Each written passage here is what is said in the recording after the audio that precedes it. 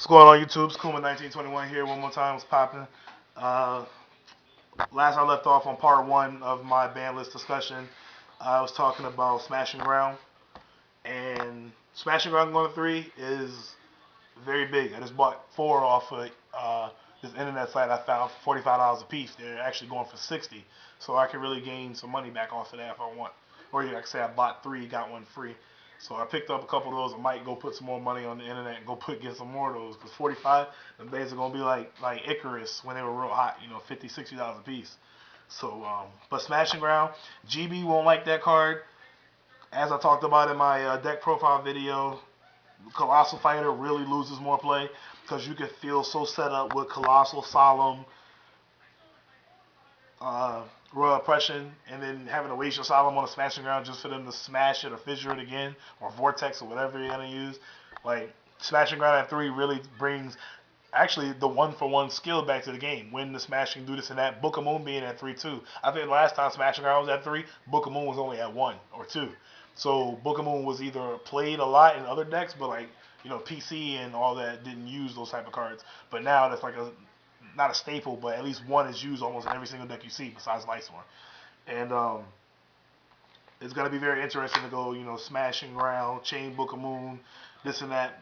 That's gonna be a lot very interesting to see, and it brings somewhat skill back to the game. But people also gotta remember that it's not like back in the day where you could just put together a Monarch deck and expect it to just bust ass. We got Lightsworn in the mix, a deck that Monarchs has never seen back in the day. Monarchs don't know what the hell a Lightsworn deck is. They don't know what the hell a GB deck is. So it's not going to be the same as this, set spy, get this, and that. Remember, when you set that spy, they're going to swing with that Gladiator Beast and get out another card and do all this and pop with your Murmula. Monarchs don't know nothing about that. I mean, I'm pretty sure you got those dedicated Monarch players that have played against those decks in regionals, and, Blackwings especially, too. So, I mean, it's a whole new atmosphere, like gadgets. Yeah, they're gonna be good again, but you gotta remember Lightsworn. I honestly think Lightsworn take gadgets apart because Lila's just breaking all their cards and Celestia's just wrecking all their cards. Like it's not the same like how it used to be when gadgets was stuff. Like you got all these new decks that overwhelm and take control of the field. X Sabers, Roy Sinclair. Shout out to you, man. I don't know. I asked you at Applebee's when we were all eating at Applebee's after day one in Nashville. Told you I was like, I don't think you know what you just did. And he said, sure I do. I was like, I don't know. I don't think you know what you just did. And we all joked it off. But he know what I meant by me saying Ember's Blade. Like, as soon as day 2 hit, everybody coming to me asking, do you have Ember's Blade? Do you have Ember's Blade? Do you have Ember's Blade? This person did me asking me, do you have Ember's Blade?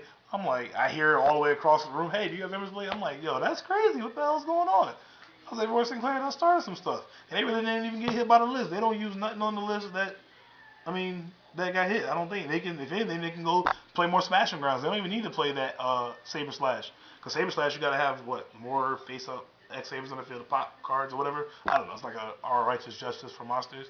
But regardless, Smashing Ground going to 3. I think hurts GBs the most out of every deck. Because GB want a card on the field, they can't. I mean, once you get up to hurt, you're good. But that one-for-one removal when you go hop Lakori and I go smashing around, or I kill one of your glads, and you think you still got another one for next turn to set best DR in contact with, the next turn I go smashing around. I mean, unless you got that Book of Moon, I think GB gonna be hit. Like I said, I main deck the 2 in here now, side deck in that 3rd, and let's always make sure they don't have a GB on the field, because I can't have them tagging out. And with Starlight Road coming out, it's gonna be even more important to be careful how Icarus attacking this and that. I think it comes out next Tuesday, and Targets and Walmarts everywhere or wherever. But yeah, it's gonna be crazy, man. Starlight Road really changes the game.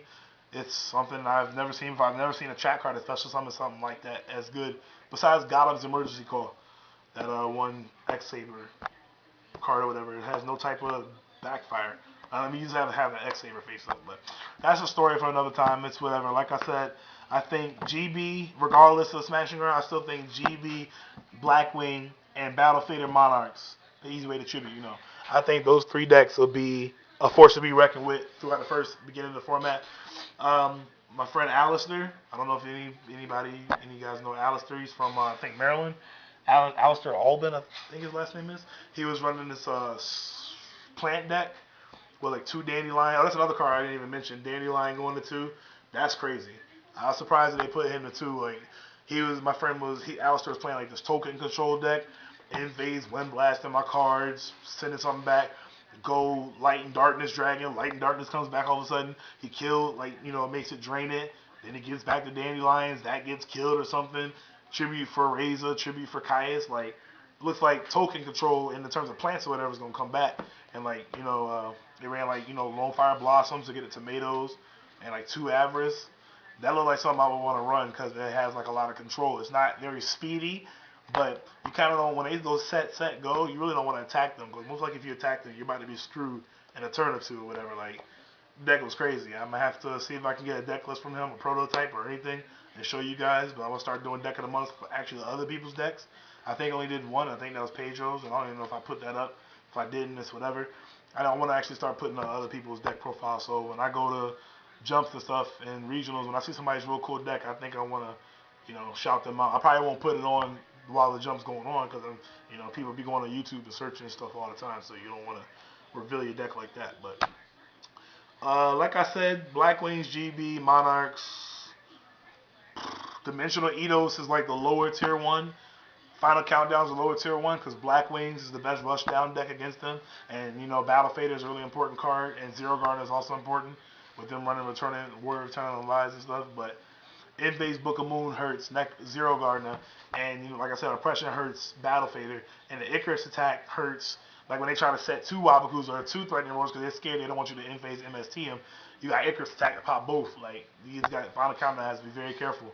Me and my friend Ricardo Escobar was play testing. I was playing Countdown. He played Blackwing. I was on turn 18, and yeah, he was playing whoever. Like I said, on when I played him with Blackwings versus his Countdown, I beat him on turn 18.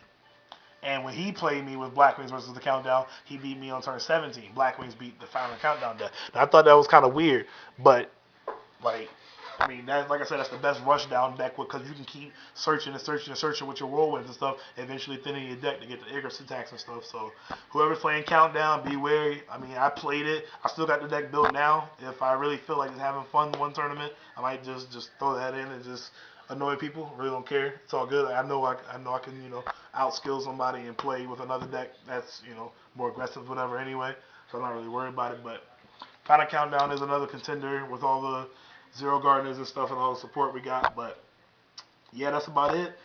I'll be going to New York this weekend most likely. I'll get some duels up. I need to get an actual better memory chip to get some more minutes and stuff on there. But yeah, that's about it. I've basically been babbling for like probably half of this time. So I'm going to go ahead and get off of here right now. Gotta go to work in the morning anyway. Rate 5 stars, subscribe, please definitely subscribe. I've had a lot of people subscribe to me even though I haven't even been putting up videos for about like a week now, a week or two, and that feels good actually to know that people still look at my stuff. I'm thinking my stuff is dead, you know, that's why I'm trying to update my stuff, but go look it out, YouTube. Akuma1921 is signing out. Peace.